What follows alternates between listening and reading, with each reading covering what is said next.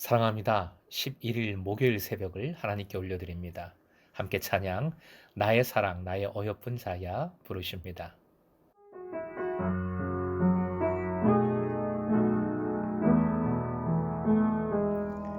나의 사랑하는 자의 목소리 듣기 원하네. 나의 사랑, 나의 어여쁜 자야, 바위 틈 은밀한 곳에서 듣기 원하네. 부드러운 주님의 음성. 나의 사랑, 나의 사랑, 나의 어여쁜 자야, 일어나 함께 가자. 나의 사랑, 나의 사랑, 나의 어여쁜 자야, 일어나 함께 가자. 오늘은 설 명절 연휴 첫날이지요. 이 첫날에 허락하신 말씀 마태복음 12장 38절부터 50절까지 생명의 삶 76쪽입니다. 함께 주신 말씀 읽겠습니다. 그때 서기관과 바리새인 중 몇 사람이 말하되 선생님이여 우리에게 표적 보여주시기를 원하나이다. 예수께서 대답하여 이르시되 악하고 음란한 세대가 표적을 구하나 선지자 요나의 표적밖에는 보일 표적이 없느니라. 요나가 밤낮 사흘 동안 큰 물고기 뱃속에 있었던 것 같이 인자도 밤낮 사흘 동안 땅속에 있으리라. 심판 때에 니느웨 사람들이 일어나 이 세대 사람을 정죄하리니 이는 그들이 요나의 전도를 듣고 회개하였음이거니와 요나보다 더 큰 이가 여기 있으며 심판 때에 남방 여왕이 일어나 이 세대 사람을 정죄하리니 이는 그가 솔로몬의 지혜로운 말을 들으려고 땅 끝에서 왔음이거니와 솔로몬보다 더 큰 이가 여기 있느니라. 더러운 귀신이 사람에게서 나갔을 때에 물 없는 곳으로 다니며 쉬기를 구하되 쉴 곳을 얻지 못하고 이에 이르되 내가 나온 내 집으로 돌아가리라 하고 와 보니 그 집이 비고 청소되고 수리되었거늘 이에 가서 저보다 더 악한 귀신 일곱을 데리고 들어가서 거하니 그 사람의 나중 형편이 전보다 더욱 심하게 되느니라. 이 악한 세대가 또한 이렇게 되리라. 예수께서 무리에게 말씀하실 때에 그의 어머니와 동생들이 예수께 말하려고 밖에 섰더니 한 사람이 예수께 여짜오되 보소서 당신의 어머니와 동생들이 당신께 말하려고 밖에 서 있나이다 하니 말하던 사람에게 대답하여 이르시되 누가 내 어머니이며 내 동생들이냐 하시고 손을 내밀어 제자들을 가리켜 이르시되 나의 어머니와 나의 동생들을 보라. 누구든지 하늘에 계신 내 아버지의 뜻대로 하는 자가 내 형제요 자매요 어머니이니라 하시더라. 45절 45절 말씀입니다. 이에 가서 저보다 더 악한 귀신 일곱을 데리고 들어가서 거하니 그 사람의 나중 형편이 전보다 더욱 심하게 되느니라. 이 악한 세대가 또한 이렇게 되리라. 오늘의 기도 제목, 순종으로 내 삶을 채울 때 나중 형편이 이전보다 훨씬 좋게 하소서.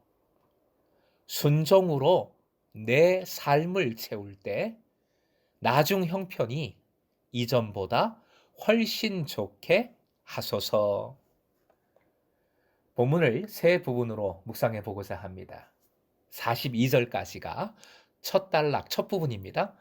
이 첫 부분에서 가장 중심이 되는 메시지는 예수님께서 요나보다 더 크고 솔로몬보다 훨씬 더 크시다는 겁니다.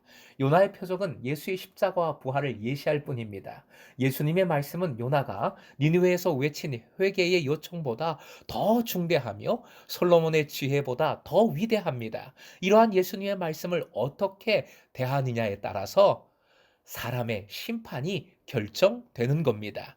예수님의 십자가와 부활은 그 어떤 기적보다도 더 분명하게 예수님이 누구신지를 드러냅니다. 수많은 기적을 보고서도 다른 표적을 구하는 사람들에게는 십자가와 부활 이외의 다른 표적을 줄 필요가 없습니다. 십자가와 부활에서 예수님을 믿지 못하는 이는 어떤 표적을 보고서도 믿을 수 없기 때문입니다. 이것을 바울 사도는 고린도전서 1장 22절, 23절 이하에서 유대인은 표적을 구하고 헬라인은 지혜를 찾으나 우리는 십자가에 못 박힌 그리스도만을 전한다고 선포했습니다. 이 고백이 여러분의 고백이 되길 축복합니다. 이미 우리에게는 성경과 성경의 약속 그대로 이루어 주신 구원의 역사가 예수 그리스도의 십자가와 부활이 있습니다.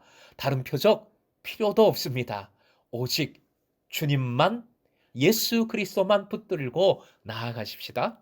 43절부터 45절까지 한 귀신이 나갔는데 다시 일곱 귀신이 들리는 비유의 말씀이 나옵니다. 이 악한 세대가 이렇게 되리라는 말씀은 결국 유대인들을 향한 말씀이라는 것도 깨닫게 됩니다. 단순히 귀신을 쫓아내는 것만으로 만족해서는 안 됩니다. 귀신이 나간 자리, 회개한 자리이겠지요? 그 자리를 무엇인가 좋은 것으로 반드시 채워야 합니다. 바로 요나보다, 솔로몬보다 더 큰 이로 채워야만 하는 겁니다. 그리고 46절부터 50절까지 마지막 부분, 세 번째 부분이지요. 참 가족은 하나님의 뜻에 순종하는 자라는 말씀입니다. 사실 본문은 유대인들을 향한 마태의 사랑, 애정이기도 합니다. 마태복음은 유대인들을 강하게 책망하면서도 여전히 구원의 문으로 들어오라, 들어오라 갈망하고 초대하는 말씀입니다. 혈통이 가족이 아닙니다. 회개해야 합니다. 수리하고 청소해야 합니다. 그리고 그 자리는 반드시 예수 그리스도로, 예수 그리스도를 통해 이루어지는 하나님 나라로, 복음으로 채워야 하는 것입니다.